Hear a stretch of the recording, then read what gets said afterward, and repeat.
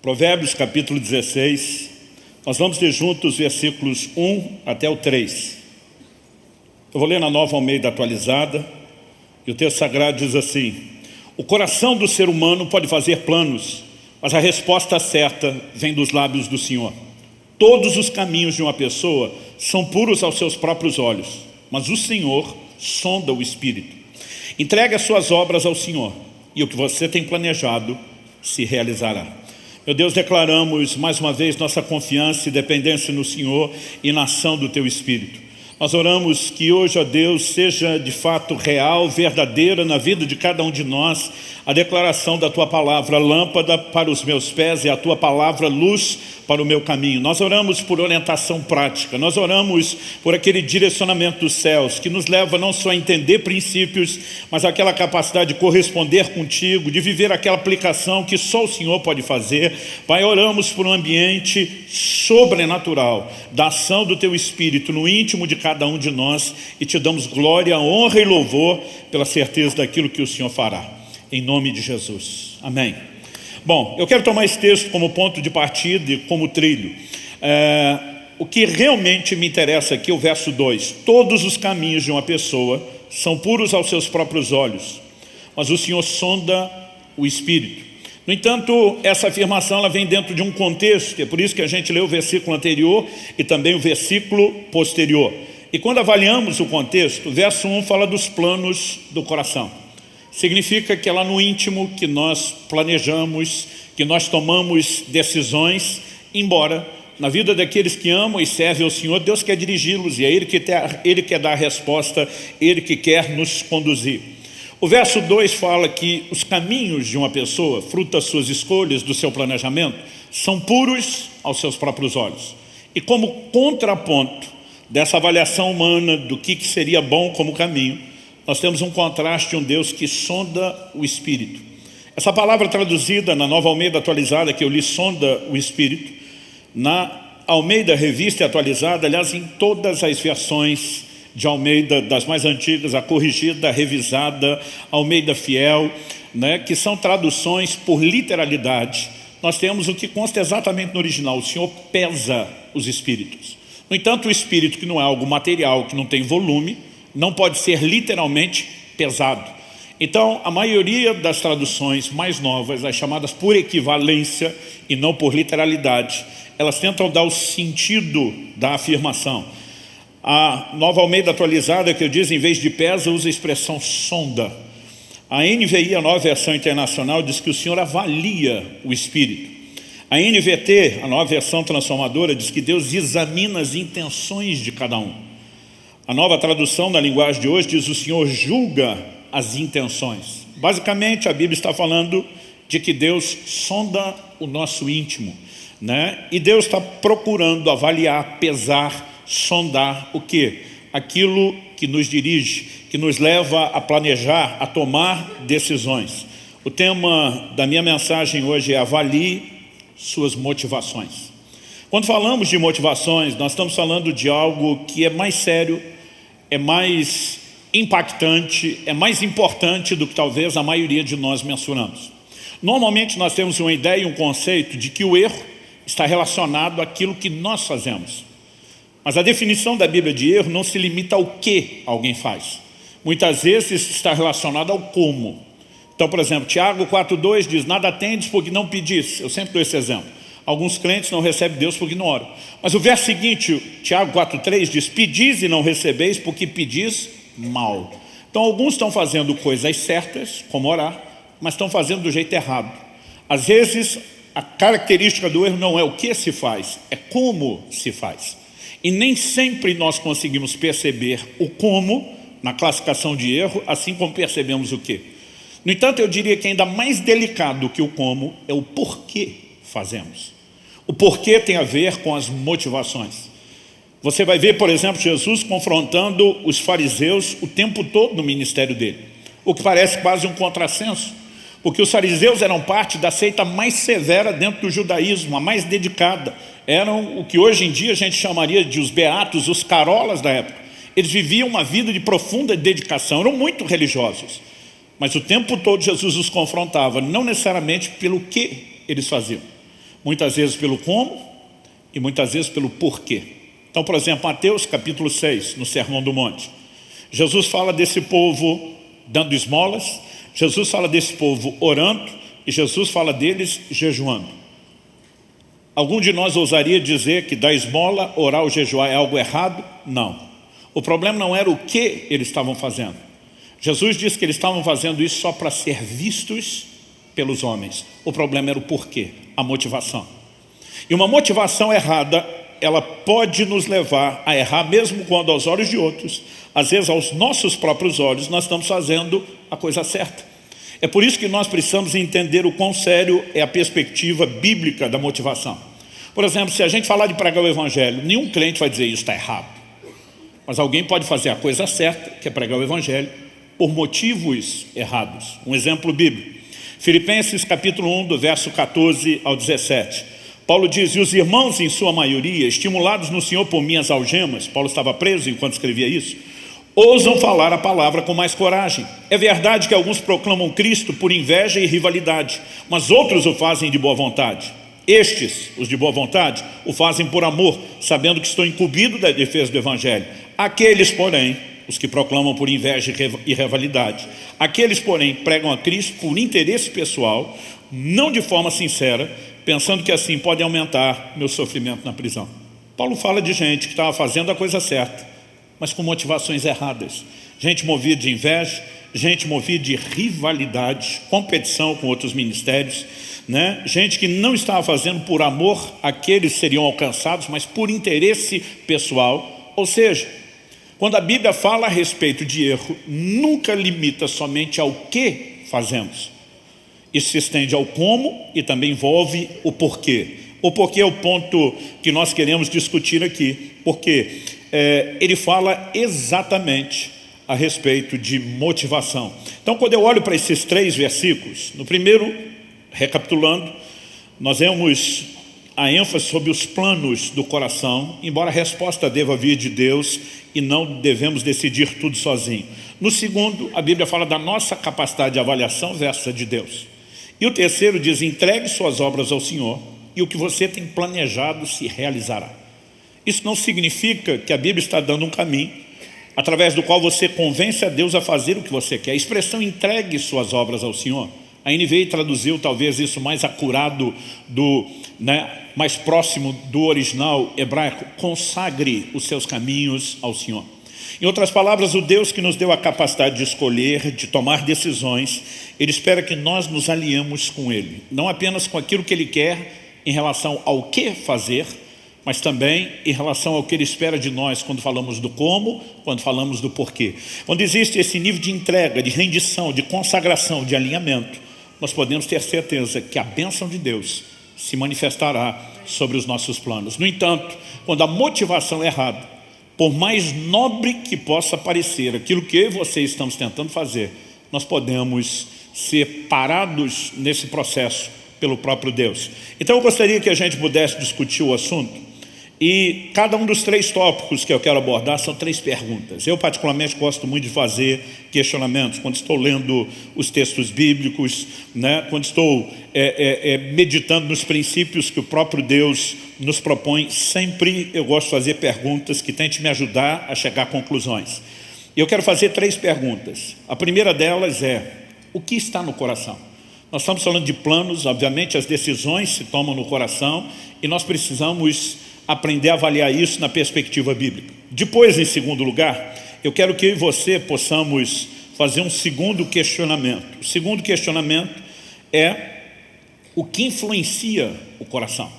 Depois de entendermos o que entra no coração e como se processam as decisões, quais são as influências que o coração pode ter, inclusive externas. Para só depois de discutir essas 2 coisas, eu entrar no elemento prático que tem a ver com o foco da mensagem. Como avaliar o coração, ou o lugar onde se processam as nossas motivações. Então vamos lá.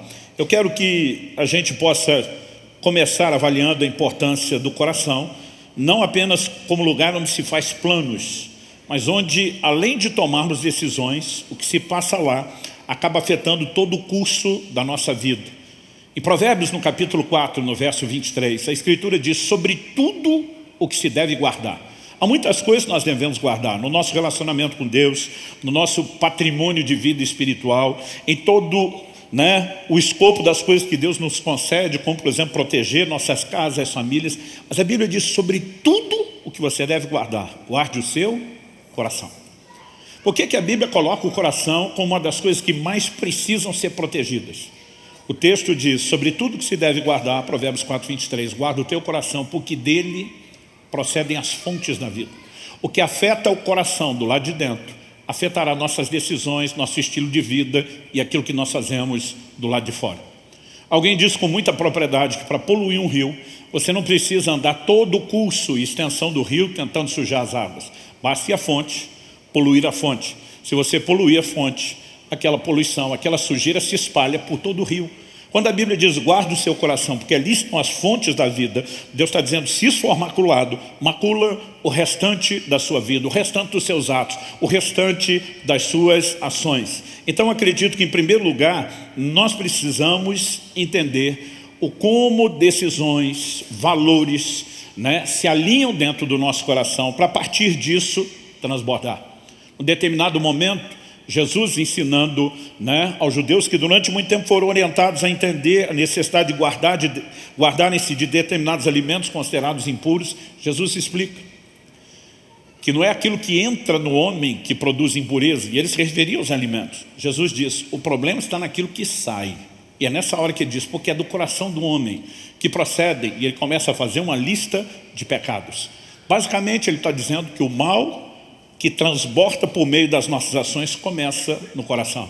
Mas nós precisamos entender que, por outro lado, a Escritura também diz que o bem que transborda por meio de nossas escolhas, decisões e ações, ele também começa no coração. O coração é o nosso QG, o nosso quartel-general, é o lugar de tomada de decisões. E eu e você precisamos entender a importância que isso tem. A Bíblia fala de Deus confrontando pessoas que queriam coisas certas por motivos errados. A Bíblia também fala de Deus ajudando pessoas que estavam indo fazer a coisa errada, mas por motivos certos. E quando nós falamos dos motivos lá no coração, nós precisamos entender que isso pode levar Deus a nos barrar em relação ao que tentamos conseguir até em nome dele, ou Deus pode simplesmente nos parar e nos impedir de pecar, porque é um coração correto. Então eu quero te dar alguns exemplos bíblicos para que a gente foque nisso. O primeiro está lá no capítulo 8 do livro de Atos. E antes de falar do que eu quero falar no capítulo 8 do livro de Atos, eu quero fazer um comentário interessante. Eu estudei alguns meses num instituto bíblico aos 18 anos de idade, e eu lembro que uma das aulas que eu tive num daqueles meses era sobre o livro de Atos. E o professor, pastor que lecionava aquela aula, ele tinha uma didática, uma forma de ensino muito dinâmica. E uma coisa que revolucionaria para mim, não só aquele estudo do livro de Atos, mas a maneira de ler a Bíblia, foi uma metodologia que ele implementou conosco os alunos.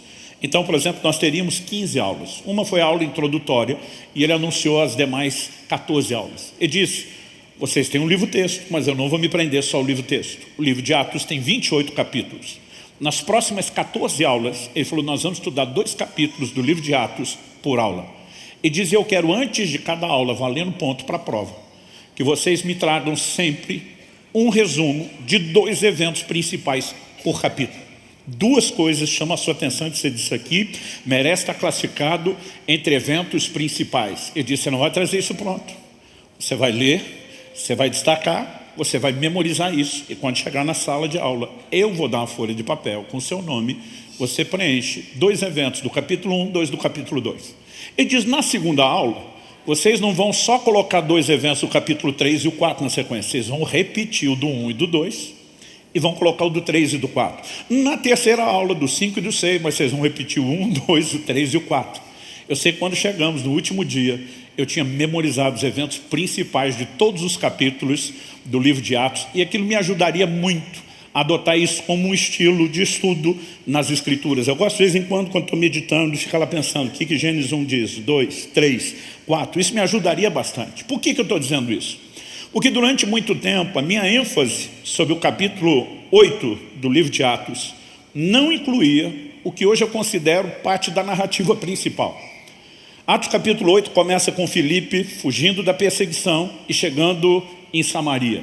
Em Samaria ele prega o evangelho, nós temos um avivamento, algo extraordinário acontece. Depois de tudo que aconteceu ali, nós vemos Deus tirando Filipe do cenário para que Filipe toque a vida de um etíope que voltava de Jerusalém. A tradição diz que esse homem espalharia o evangelho por toda a Etiópia. Então lá atrás, nos meus 2 principais eventos do capítulo de 8, a ser entregues para o professor, eu tinha dito que os eventos principais era a chegada do evangelho em Samaria e depois a evangelização de Filipe ao etíope que espalharia o evangelho para a nação inteira. Mas alguns anos atrás, lendo o capítulo 8 com muita calma, eu percebi que o maior volume de informações do capítulo 8 não é sobre Filipe, nem só meramente sobre Samaria e nem sobre o que acontece depois de Samaria. O maior volume de versículos está relacionado a um homem que a Bíblia chama de Simão, o mágico. E eu quero chamar a sua atenção para esse camarada, porque nós temos um ensino importante aqui, quando falamos de motivação. Em Atos capítulo 8, de 9 a 13, a Bíblia diz assim: havia naquela cidade um homem chamado Simão, que praticava artes mágicas e deixava o povo de Samaria admirado. Dizia ser alguém muito importante, e todos lhe davam ouvidos, do menor ao maior, dizendo: este homem é o poder de Deus, chamado o grande poder. Davam atenção a ele, porque durante muito tempo os havia impressionado com as suas artes mágicas. Resumindo, ele era o cara. Ele estava debaixo dos holofotes na cidade. Mas a Bíblia diz: quando, porém, deram crédito a Filipe, que os evangelizava a respeito do reino de Deus e do nome de Jesus Cristo, iam sendo batizados tanto homens como mulheres. O próprio Simão abraçou a fé e, tendo sido batizado, acompanhava Filipe de perto, observando extasiado os sinais e grandes milagres praticados. Então agora nós temos esse homem, antes dedicado à magia, se convertendo, sendo batizado. E não só isso, ele vem com tudo para cima da fé. Agora ele cola em Filipe, ele quer ver os sinais operados, ele quer estar envolvido em tudo o que está acontecendo. Dos versos 14 ao 17, que eu não vou ler, a Bíblia diz que Jerusalém ouviu que Samaria tinha recebido a palavra de Deus, que os novos convertidos estavam sendo batizados nas águas, mas que sobre nenhum deles havia descido ainda o Espírito Santo. Então a Bíblia diz que Jerusalém envia para lá nada menos do que Pedro e João, os apóstolos. E a Bíblia diz que quando eles chegam, eles começam a impor as mãos, e as pessoas sobre quem eles impõem as mãos são cheias do Espírito Santo. E é depois desse evento que nós vamos para o verso 18 a 23, que de novo a descrição volta para o Simão. A Bíblia diz: quando Simão viu que, pelo fato de os apóstolos imporem as mãos, era concedido o Espírito Santo, ofereceu-lhes dinheiro, dizendo: dei também a mim esse poder, para que a pessoa sobre a qual impuser as mãos receba o Espírito Santo. Pedro responde, as traduções literais dizem: vá tua prata contigo a perdição. A Nova Almeida atualizada traduziu: mas Pedro respondeu: que o seu dinheiro seja destruído junto com você, pois você pensou que com ele poderia adquirir o dom de Deus. Deixa eu fazer uma pausa. Já vi muito pregador dizendo que o erro de Simão foi tentar comprar o Espírito Santo. Não é isso que a Bíblia está dizendo. A Bíblia não diz que ele queria comprar a pessoa do Espírito Santo. A Bíblia diz que eles me deem dinheiro para que eu também possa ter acesso ao que vocês têm, para que as pessoas possam receber o Espírito Santo quando impor as mãos sobre elas. Ele não queria comprar o Espírito Santo e dizer: eu quero ser que nem vocês, eu quero chegar lá. Esse homem se converteu, ele foi batizado, ele colou em Filipe, ele está empolgado com tudo que está acontecendo, agora ele está de olho nos apóstolos, e ele diz: eu quero ser dessa turma, eu quero ser desse time que toca, que abençoa as pessoas, instrumento de Deus, através do qual as pessoas recebem algo. Mas se você olhar a conversa de Pedro, Pedro diz assim para ele: não existe porção, nem parte para você nesse ministério. Que ministério? Pôr as mãos, tocar a vida das pessoas, porque o seu coração não é reto diante de Deus. Você pode repetir essa frase comigo? Diga: porque o seu coração não é reto diante de Deus. Pedro diz para ele: portanto, arrependa-se desse mal, ore ao Senhor, talvez Ele o perdoe por esse intento do seu coração. De novo, a classificação do erro é o intento do coração. Pois vejo que você está cheio de inveja e preso em sua maldade. Pergunta: o que Simão queria era errado? Não era errado, os apóstolos estavam fazendo isso. E não existe nada na Bíblia que limite isso somente a eles. A palavra de Deus nos mostra esse tipo de cenário, se repetindo posteriormente em outros lugares. É lógico que Deus quer que as pessoas sejam cheias do Espírito Santo. Deus quer que pessoas se unam com Ele no processo de conduzir outros a serem cheios do Espírito Santo. O problema não era o que Simão desejava. O problema do intento do coração é o porquê Simão desejava. E aí você vai entender que nos versos anteriores, quando a Bíblia começa a descrever Simão, enfatiza que ele deixava o povo de Samaria admirado, que ele se dizia ser importante, que todo mundo lhe dava ouvidos, do menor até o maior, que durante muito tempo eles o tinham impressionado. Toda essa descrição de que esse camarada durante muito tempo esteve debaixo dos holofotes não está aqui à toa. A Bíblia está falando de como esse camarada estava acostumado com a projeção, até que Filipe chega pregando o Evangelho. Agora quem está brilhando é Filipe.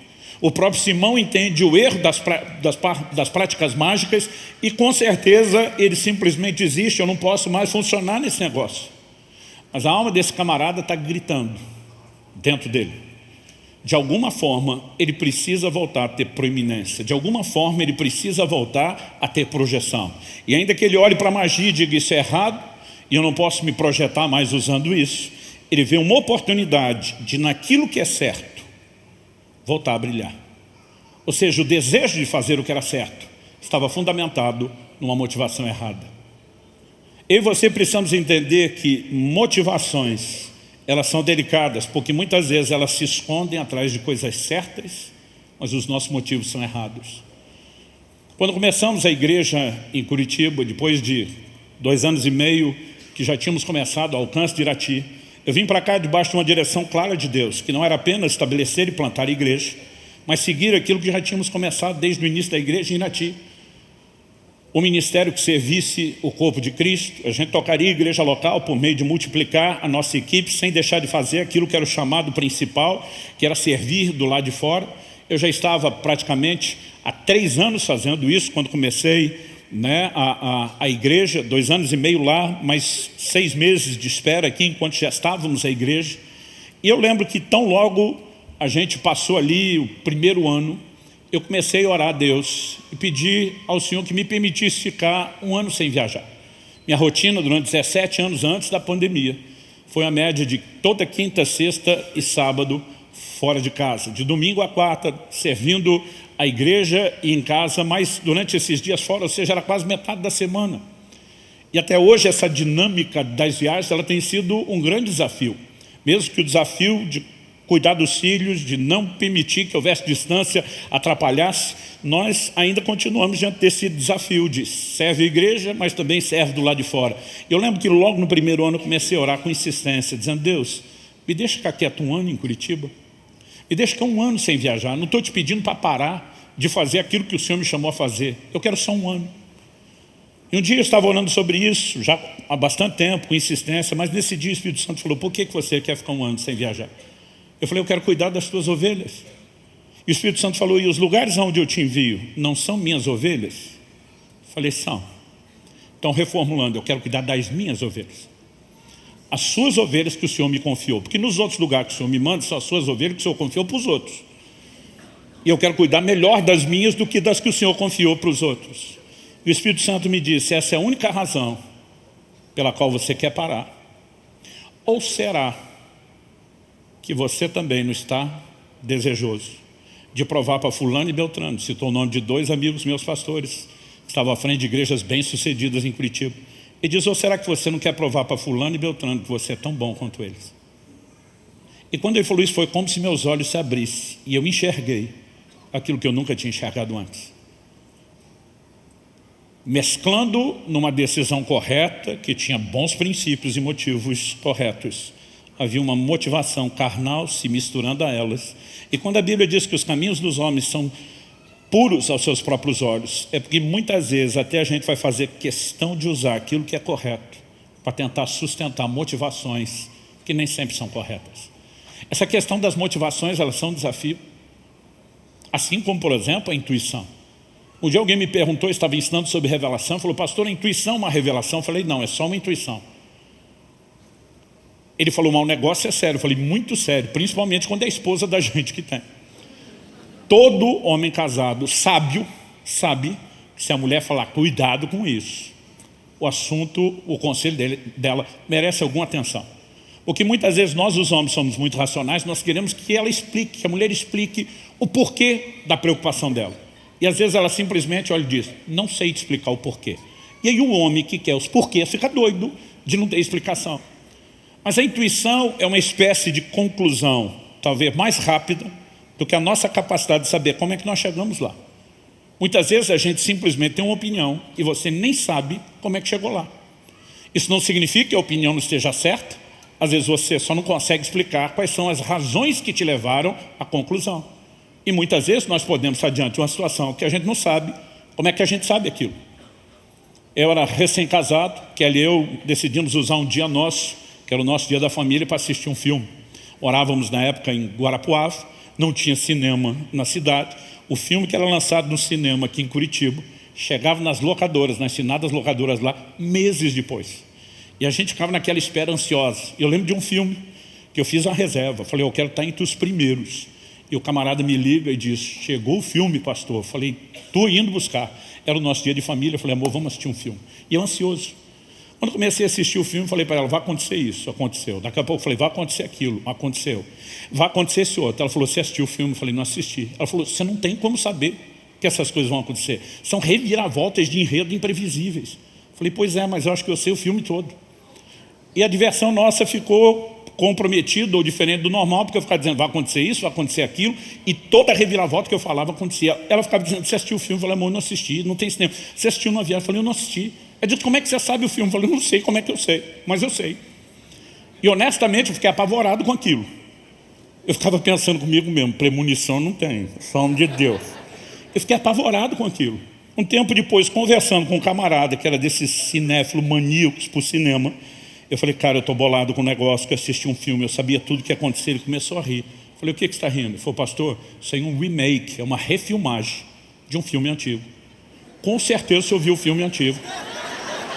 Eu falei, mas você ouviu o antigo? E ele lembrar. Ele falou, não, a filmagem deu um tom tão moderno, tão diferenciado, que a estrutura de enredo é a mesma, mas o cenário não.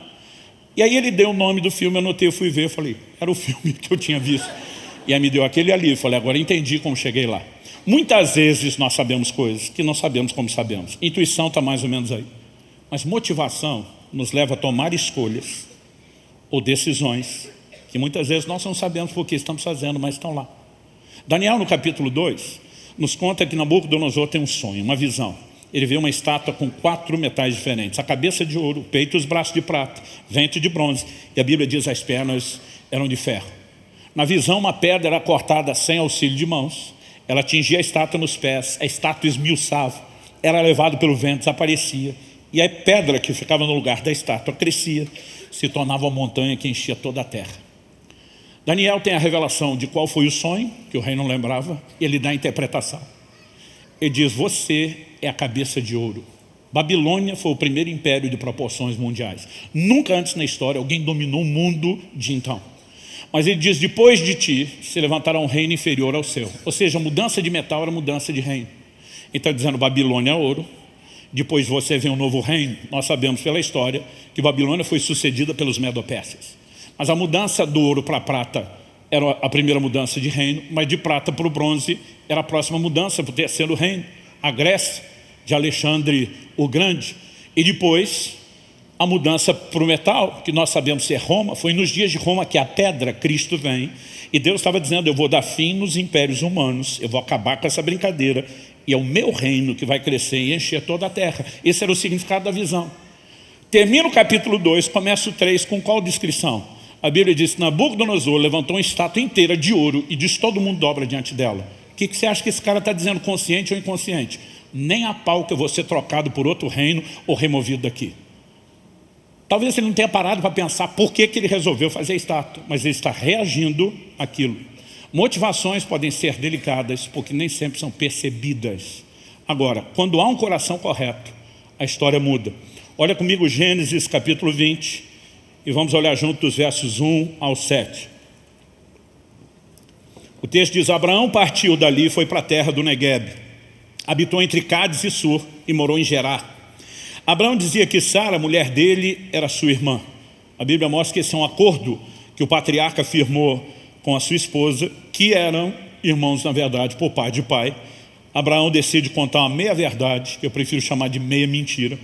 E a Bíblia diz, então Abimeleque, rei de Gerar, mandou buscá-la. Esse então já que a irmã não é mulher, eu quero ela para mim. O texto diz assim, Deus, porém, veio a Abimeleque em sonhos de noite e lhe disse, você vai ser castigado com morte por causa da mulher que tomou, porque ela tem marido. Ora, Abimeleque ainda não havia se aproximado de Sara e por isso disse, Senhor, matarás até uma nação inocente? Não foi ele mesmo que me disse, é minha irmã? E também ela me disse, ele é meu irmão? Com sinceridade de coração e na minha inocência foi que eu fiz isso. Deus respondeu-lhe em sonho, bem sei que na sinceridade de coração você fez isso. Por isso impedi que você pecasse contra mim e não permiti que você tocasse nela. Agora devolva a mulher a seu marido, pois ele é profeta, intercederá por você e você viverá. Mas se não a devolver, saiba que você certamente morrerá, você e tudo que é seu. Olha o contraste de Simão, o mágico. Simão quer fazer a coisa certa por motivos errados. Pedro tem uma revelação da parte de Deus. Então a mensagem que Pedro está trazendo agora é da parte de Deus. E diz, o seu coração não é correto, você não tem parte nem sorte no ministério. Arrepende aí para ver se rola um recomeço. Em outras palavras, está dizendo, você pode querer o que é bom, você pode querer ajudar Deus, mas Deus não quer você, porque o seu coração é errado. Agora nós temos um cara que, diferente do outro que queria fazer a coisa certa por motivos errados, está prestes a fazer a coisa errada, sem saber. Mas ele vai se envolver com uma mulher que é casada.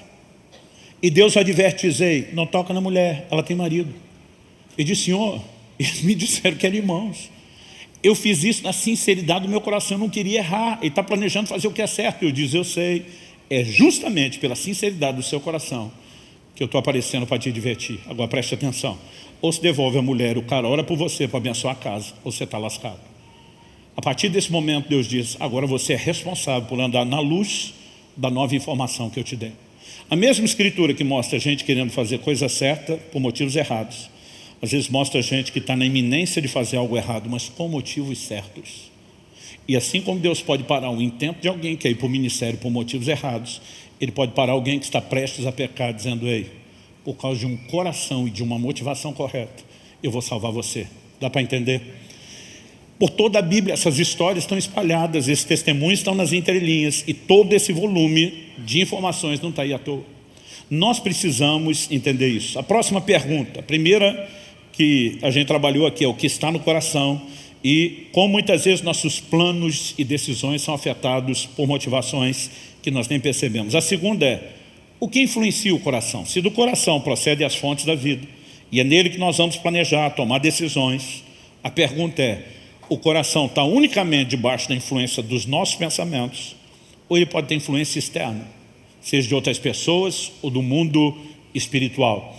A Bíblia nos mostra que, embora seja o lugar onde nós fazemos os planos, tomamos decisões, por exemplo, segundo aos Coríntios 9:7, Paulo está falando de oferta, mas ele diz, cada um contribua, segundo tiver proposto no coração. Ele diz, não com tristeza ou por necessidade, porque Deus ama quem dá com alegria.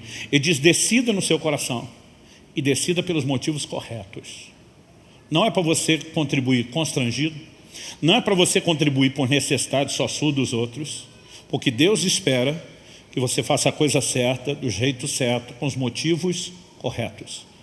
Mas por que eu estou pegando um texto relacionado à oferta? Porque a Bíblia nos fala de um outro episódio e de uma outra pessoa que deixou o seu coração ser maculado. E é muito importante que a gente entenda isso. Atos capítulo 5, versos 3 e 4, nos fala de Pedro diante de Ananias. Os versículos anteriores, 1 e 2, diz que Ananias e Safira, sua esposa, entraram em comum acordo, venderam uma propriedade, decidiram entregar como oferta, mas retiveram uma parte do preço, mas decidiram mentir que estavam entregando tudo. A pergunta é, por que eles fizeram isso? O capítulo 4 termina no último versículo falando a respeito de Barnabé. Barnabé, a Bíblia diz no verso 37 de Atos 4, que ele vendeu um campo que ele possuía, trouxe o dinheiro e o depositou aos pés dos apóstolos. A Bíblia não foi escrita com a divisão de capítulos e versículos que nós temos. Para quem não sabe, a divisão em capítulos aconteceu, foram duas. Uma primeiro aconteceu a divisão em capítulos, depois a divisão em versículos. A divisão em capítulos aconteceu no ano 1200 da era cristã. A divisão em versículos, mais 300 anos depois, o Brasil já tinha sido descoberto. Essa divisão foi feita só para a gente localizar o que está onde. Mas infelizmente ela tem fragmentado nossa maneira de pensar. Às vezes a gente está lá num programa de leitura bíblia, você termina o capítulo 4 e diz, parei. E num outro dia, talvez, você vai começar o 5º totalmente desconectado do pensamento. O capítulo 4 termina com Barnabé vendendo um campo e entregando. O verso 5 diz que Ananias e Safira também decidiram vender e entregar. Só que eles não queriam dar todo o dinheiro. Mas eles queriam, de alguma forma, o reconhecimento que talvez foi dado a Barnabé. O tipo de comentário e elogio. Barnabé, o cara, abnegado, generoso, sacrifica pelo reino, aquilo é crente de verdade. E os dois estão olhando aquilo tudo. E eles se dispõem a abrir mão de uma propriedade e pagar um alto preço pela popularidade no meio cristão. Você acha que esse desejo de like, de reconhecimento é coisa atual? Eles só não tinham mídia social naquela época. Isso é do ser humano. Então agora eles decidem, então vamos agir como se a gente estivesse fazendo o que Barnabé fez, só não vão fazer exatamente o que ele fez para sobrar uma grana. E quando eles vêm trazer a oferta, o apóstolo Pedro diz, versos 3 e 4, então Pedro disse, Ananias, por que você permitiu que Satanás enchesse o seu coração, para que você mentisse ao Espírito Santo, retendo parte do valor do campo? Não é verdade que conservando a propriedade seria sua? E depois de vendido o dinheiro não estaria em seu poder? Por que você decidiu fazer uma coisa dessas? Você não mentiu para os homens, mas para Deus. Então, a Bíblia não é clara se o Espírito Santo moveu a fazer aquilo ou se ele apenas se empolgou com Barnabé. Pode ser que o Deus que moveu Barnabé também o inspirou e que a gente possa estar especulando demais. Mas essas histórias não estão desconectadas, o que é um fato inquestionável. E diz o coração, que é o lugar onde se toma as decisões de contribuição. Você deixou Satanás entrar e bagunçar as coisas ali. Significa que o coração, que deve ser guardado acima de todas as coisas, porque dele procedem as fontes da vida, onde nós tomamos decisões, onde fazemos escolhas, onde nossos motivos estão lá borbulhando, quer a gente esteja consciente, quer não, pode ser influenciado pelo reino espiritual. Tanto por Deus, como pelo diabo. Quando eu olho para esse tipo de detalhe bíblico, é lógico que a responsabilidade ainda é colocada sobre Ananias. Ele simplesmente declara no versículo 4, por que você decidiu fazer uma coisa dessa? Porque a Bíblia, que nos manda guardar o coração, nos responsabiliza pelo tipo de influência que nós permitimos ter. A responsabilidade no final ainda é nossa. E é interessante que quando a gente fala que tanto Deus como o diabo e até mesmo outras pessoas podem influenciar o nosso coração, é que cada um vai nos influenciar com aquilo que é. Então, por exemplo, Filipenses 2,5 diz, tende em vós o sentimento, o mesmo sentimento que houve em Cristo Jesus. Quando eu e você nos submetemos à influência de Cristo, que subsistiu na forma de Deus, diz o texto, não teve o ser igual a Deus como ao qual deveria se prender, esvaziou-se a si mesmo, humilhou-se a si mesmo, assumiu a forma de homem, de servo, foi obediente até a morte, morte de cruz. Esse é o tipo de influência que Cristo vai produzir sobre mim e você, porque é aquilo que Ele é. Mas quando nos expomos à influência de Satanás, ele também nos influencia com aquilo que ele é. 1 Timóteo capítulo 3, versos 6 e 7. O contexto do texto está falando sobre aqueles que almejam o episcopado, o ministério. Ele diz assim, que o bispo ou o candidato a ele não seja recém-convertido. A palavra no original grego é neófito, novo na fé. Porque não pode ser novo na fé, porque ainda não passou por processos de amadurecimento. Então o texto diz assim, para não acontecer que fique cheio de orgulho e incorra na condenação do diabo. Orgulho, incorra na condenação do diabo. Quando você lê Isaías 14, Ezequiel 28, você percebe que o pecado de Satanás foi o orgulho. A Bíblia nos mostra ele dizendo, subirei acima das estrelas do céu, serei semelhante ao Altíssimo, e o mesmo pecado que ele cometeu é aquilo que ele vai tentar levar as pessoas a cometerem. O verso 7 diz, é necessário também que ele tenha bom testemunho dos de fora, a fim de não cair na desonra e no laço do diabo. A palavra lá significa armadilha. O diabo está tentando prender pessoas com o quê? Com aquilo que ele é expert, com aquilo que ele sabe fazer muito bem. Agora, essas influências, elas não são irresistíveis. Tem muito crente culpando o diabo pelas suas decisões. Mas a Bíblia diz, resistir ao diabo e ele fugirá de vós. Então, há uma influência, ela pode encontrar espaço, mas eu sou responsável por permitir que ela entre ou não. Assim como a influência divina, ela também pode ser impedida. Em Hebreus, no capítulo 3, nos versos 7 e 8, a Bíblia diz, por isso, como diz o Espírito Santo, e vem uma citação do Antigo Testamento hoje, Se ouvirem a sua voz, não endureça o coração, como foi na rebelião, no dia da tentação no deserto. Alguém pode resistir à ação divina? Estevão, pregando antes da sua morte, do seu martírio, ele diz: vós sempre resistis ao Espírito Santo. Então o diabo pode ser resistido como influência, mas infelizmente Deus, por meio da ação do seu Espírito, também pode ser resistido, ou nós podemos expor e escancarar o coração para a ação divina. Então, depois de questionar o que está no coração, que é o centro de comando, as fontes da vida, e como motivações podem estar lá sem que a gente perceba, a gente está avaliando os caminhos, dizendo que são puros, mas a Bíblia diz: é Deus que sonda o que pesa o Espírito. Depois de questionar o que está no coração e o que influencia as fontes externas, terceiro e último lugar, que é o aspecto prático: como avaliar o coração. A Bíblia fala a respeito de algo que nós vamos fazer daqui a pouco na hora da ceia, se chama o autoexame. Em 1 Coríntios, no capítulo 11, no verso 28, Paulo diz: examine-se o homem a si mesmo.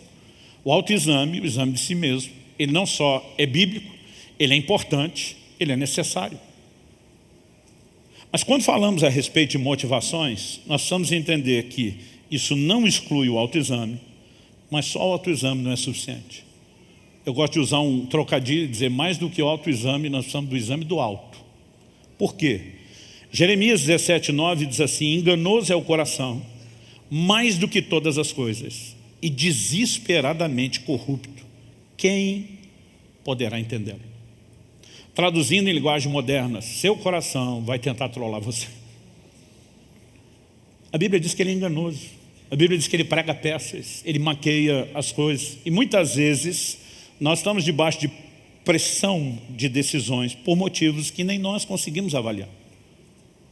Agora a Bíblia diz: quem poderá entendê-lo? Ele é enganoso. Sozinho nós não damos conta disso. É por isso que o verso seguinte, o versículo 10, Jeremias 17, depois de dizer enganoso é o coração, mais do que todas as coisas, desesperadamente corrupto, quem poderá entendê-lo? Deus continua e diz assim: eu, o Senhor, sondo o coração, eu provo os pensamentos, para dar a cada um segundo os seus caminhos, segundo o fruto das suas ações. Em outras palavras, Deus está dizendo: você sozinho não dá conta de avaliar o seu coração, você precisa da minha ajuda. Em Jeremias 11:20 está escrito: Senhor dos exércitos, justo juiz, que provas o mais íntimo do coração. Tem o íntimo e o mais íntimo, camadas. Em Apocalipse 2:23, o Senhor Jesus diz: eu sou aquele que sonda mentes e corações. Então eu e você precisamos de ajuda. Eu me lembro de uma conferência que eu estava participando há uns anos atrás. Não fui como preletor, fui participar do evento como todo mundo, para receber, para aprender, para ser ministrado. A conferência estava assim extraordinária em todos os detalhes. Não tinha nada para criticar, nada para botar um defeito.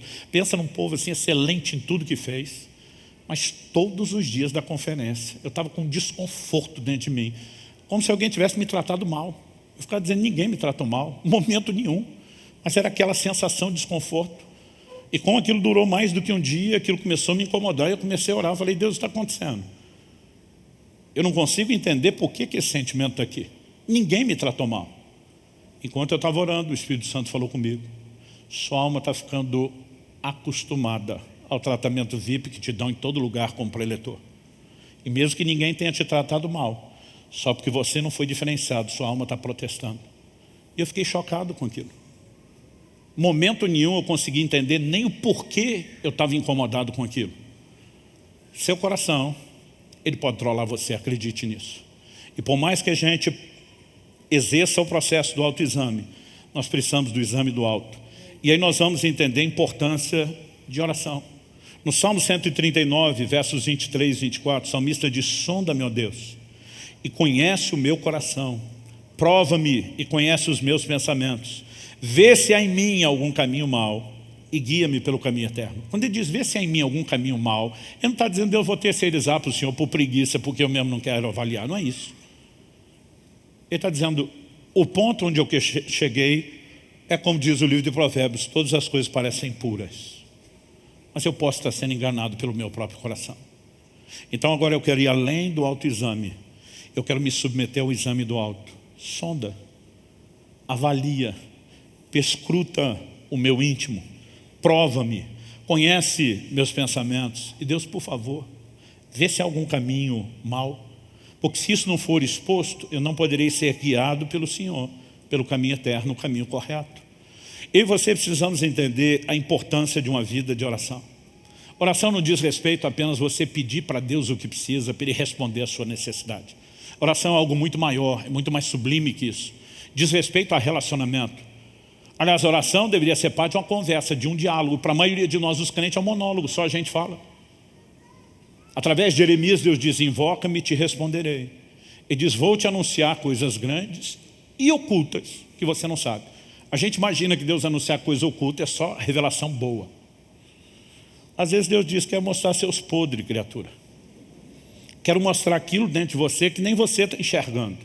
E nesse ambiente de oração, nós podemos acessar um nível de informação e de percepção que sozinho nós não conseguiríamos. Porque o coração enganoso vai tentar convencer você que os seus caminhos são puros.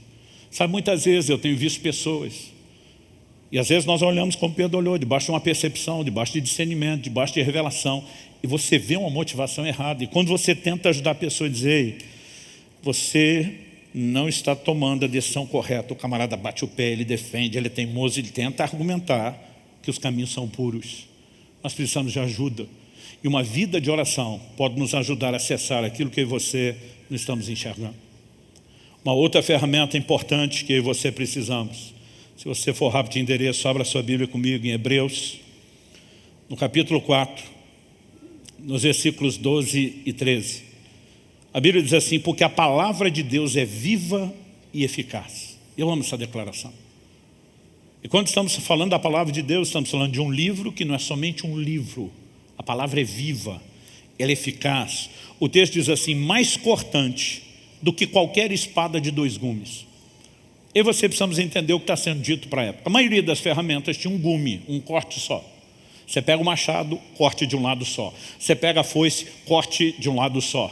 Uma faca de cozinha, corte de um lado só. A espada, que era normalmente chapada, tinha 2 gumes, muitas delas, corte dos 2 lados, porque não importa como você está manejando ela na guerra, ela vai ser mais eficaz. E na hora de perfurar e penetrar alguém, ela é um instrumento profundamente afiado. Mas a Bíblia está dizendo que a espada, que a palavra de Deus, ela é mais cortante do que qualquer espada de 2 gumes. E a Bíblia diz que ela penetra, até onde? A ponto de dividir alma e espírito, juntas e medulas. E o texto diz, é apta para julgar os pensamentos e propósitos do coração. A NVI traduziu isso assim, e julga os pensamentos e intenções do coração. Outra versão diz, discernir os intentos do coração. A palavra de Deus é apresentada no livro de Tiago como um espelho. E ela mostra quem nós somos. Não só a realidade de quem somos em Cristo, no plano espiritual. Mas ela tem a capacidade de trazer à tona aquilo que está errado na minha e na sua vida. Olha a sequência, o verso 13 diz assim, não há criatura que não seja manifesta na sua presença, na presença do Deus da palavra viva. Pelo contrário, todas as coisas estão descobertas e expostas, outra tradução diz, nuas e patentes, aos olhos daquele a quem temos de prestar contas. Ou seja, motivações podem estar escondidas dos nossos olhos, mas nunca dos olhos de Deus. E quando eu e você nos expomos à palavra, ela tem o poder de trazer à tona, de discernir intentos do coração. Muitas vezes já me flagrei estudando a Bíblia, e eu não estava procurando uma resposta para o que aconteceu. Estava tentando entender princípios de forma geral, às vezes estava no meio de um estudo bíblico, às vezes estava preparando algum material, às vezes estava preparando uma mensagem, às vezes só estava na leitura, sem esperar que fosse acontecer nada. E de repente, diante daquele tempo de exposição à palavra, Deus consegue de uma forma personalizada começar a trazer à tona o que está no coração e a gente não enxerga. Agora, o grande problema da maioria de nós, primeiro a gente acha que errado é só o que a gente faz. A maioria de nós não considera o como, o que dizer, o porquê, que está relacionado a motivações. Segundo, se a gente ainda parar para pensar, pode ser que a motivação errada também não seja legal, a gente não tem noção da nossa dificuldade de avaliar motivações. E mesmo que a gente se convença disso, infelizmente a maioria dos crentes não tem uma prática devocional diária, de tempo de relacionamento com Deus, de vida de oração, de vida na palavra. Ou seja, pode até saber que não é só o que faz, o porquê é muito importante, pode até saber que ele sozinho não consegue, mas se não pegarmos o caminho prático, se não desenvolvermos aquele tempo onde Deus vai expor, né?